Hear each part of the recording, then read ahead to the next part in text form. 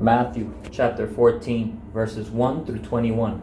At that time, Herod the Tetrarch heard the report about Jesus. This is John the Baptist. He told his servants, he has been raised from the dead, and that's why miraculous powers are at work in him. For Herod had arrested John, chained him, and put him in prison on account of Herodias, his brother Philip's wife, since John had been telling him, it's not lawful for you to have her. Though Herod wanted to kill John, he feared the crowd, since they regarded John as a prophet. When Herod's birthday celebration came, Herodias' daughter danced before them and pleased Herod. So he promised with an oath to give her whatever she asked. Prompted by her mother, she answered, "Give me John the Baptist's head here on a platter." Although the king regretted it, he commanded that it be granted because of his oaths and his guests. So he sent orders and had John beheaded in the prison. His head was brought on a platter and given to the girl who carried it to her mother. Then his disciples came, removed the corpse, buried it, and went and reported to Jesus. When Jesus heard about it, he withdrew from there by boat to a remote place to be alone.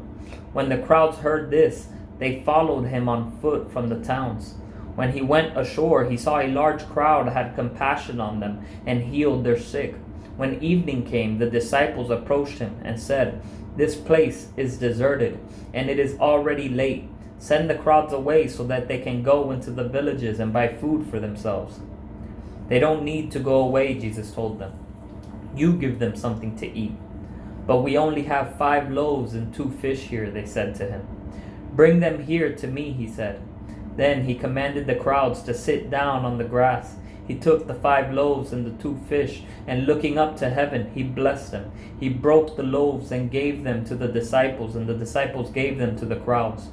This goes for spiritual food as well. Whenever we're to speak out God's word, don't worry about the little bit that we know.